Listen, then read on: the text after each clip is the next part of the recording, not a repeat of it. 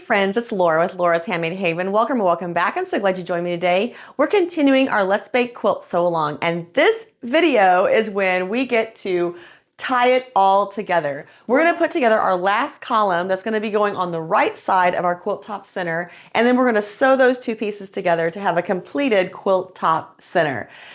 So excited that we are at that point. That means all of the blocks are done, all of the applique is done.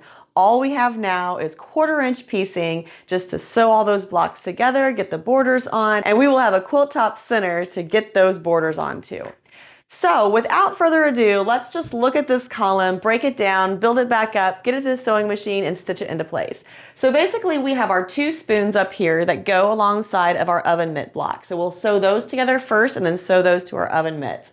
Then we have our milk bottle and our cupcakes. They need to be sewn together. And then we have those 4 adorable little aprons that we've put together, and all of those just get sewn together right after another down the column. So when all of that is together, it's going to go on this side of the quilt top center that we've already constructed with the section 1, 2, and 3.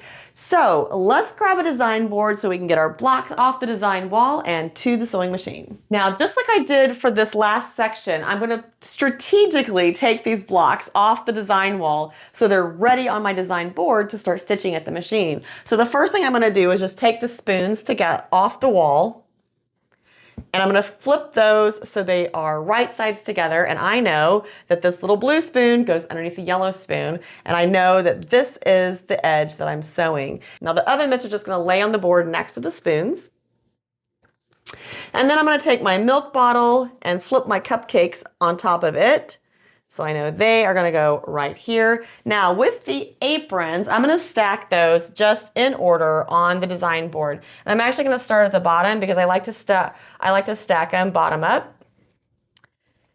So now I know that the pink apron is first and they're going on down through the stack as I'm stitching at the machine. So I'm going to take this board to the sewing machine with me, and we'll get our 1/4 inch seams done and we'll have a completed column. Now I would hope this wasn't the first video you saw of mine. I hope you're not jumping in with this video as your first one ever to see, but just in case you are, I am using a Juki DX7. I do have the extension table that came with the Juki, and I'm using a 1/4 inch piecing foot for my 1/4 inch piecing for these blocks. I do have a Schmetz Microtech needle in my machine right now, and my top and bobbin threads are both 100% silk finished cotton thread from Mettler. Let's see, I'm using a straight stitch on the machine. My default setting is 2.4. For my machine piecing, I like to move that down to 2.2 or 2.0. Now we're just going to start stitching all the blocks together. Now I do kind of chain piece my things through the machine. So instead of cutting my thread here and sewing it to the oven mitts, I'm gonna go ahead and grab my cupcake and my milk bottle blocks and run those through the machine. Now, just as I've mentioned in a few other videos, when you're working with applique blocks, if your applique pieces are close to the edge, just go slow with that seam, just to make sure you get a straight seam down your block and not a little wiggle. All right, so I know that the pink apron was on top. I'm going to flip it over and stitch it onto the cute little yellow and aqua apron.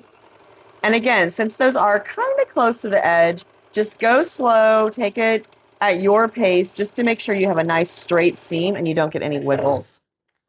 Okay, at this point, I am going to go ahead and sew my spoons onto my oven mitt.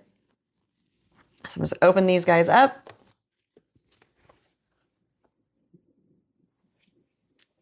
Now, if you saw my video when I made the oven mitts, you'll remember that I kind of goofed on that block, and I have the loops for my oven mitts a little close to the edge. In fact, they're going to be in the seam, and that was just something I just decided to go with because it was not going to be worth taking it apart. But it does mean that when I get to that point in this block, I'm going to have to go a little slower than normal, because I don't want to have that wiggle in my seam for my blocks. All right, so I do have my little pink and yellow aprons here as well.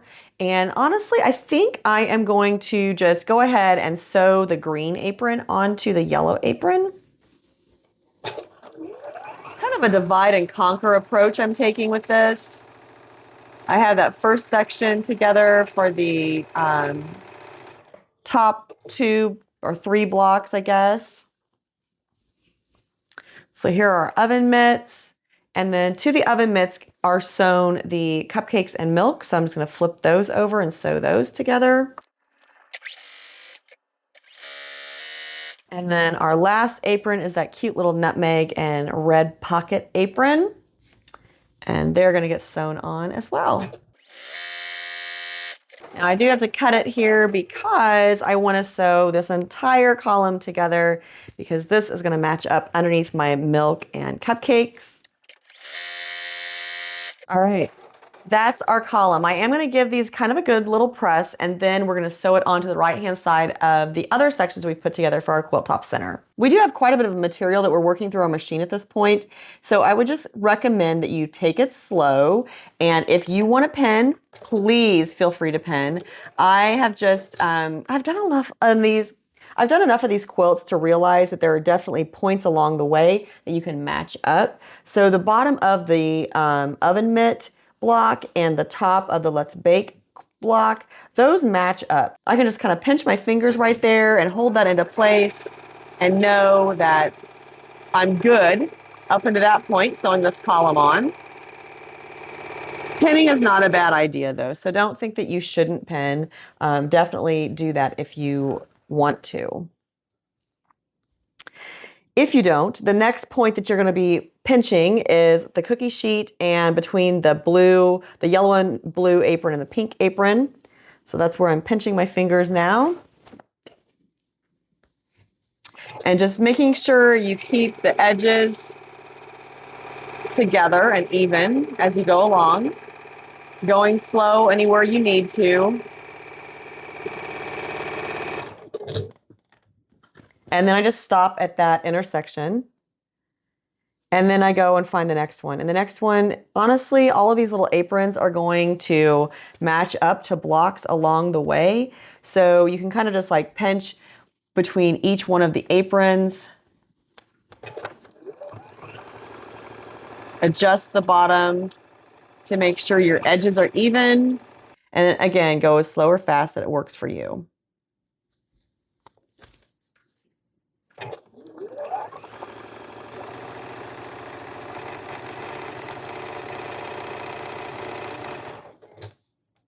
And here we are at the bottom of the column. Oh my goodness, I'm so excited. With these last few stitches, I know that my quilt top center is together. Let me give this a little press and I'll put it up on the design wall for a reveal. Now maybe you'll understand why I had my column over there and my quilt top center over here is because this portion of my design wall, which is actually a mirrored closet door, would not fit the entire quilt top center. But now that it's together, I can kind of hang it up there and get a feel and a look at what I have constructed. This is so amazing. I'm so happy with it. I hope that you have picked up a tip or trick along the way that has helped you with your Let's Bake quilt or another quilt that you're working on. So we're ready to add our borders, and that's going to be the next video. So stay tuned and I'll walk you through adding that inner border, our stitched flower border, and the outer border to our Let's Bake quilt. And with that, we will have a completed quilt top and it'll be ready for quilting. It's so exciting. I am so happy to be able to mark this one off my to-do list. This is one I have been wanting to do for years and just have put off because of all that hand embroidery. So hopefully you've been watching the videos and picked up that there are alternative ways. You can definitely adjust and change the things in the original design to take all of that hand embroidery out of the picture. So no hand embroidery in this quilt. We have done machine embroidery for all of it, machine applique for the pieces, and it looks fantastic. I'm so excited about this quilt. Until next time, find joy in all you do, carve out some time for crafting and creating, and remember it's always better when you make stuff up.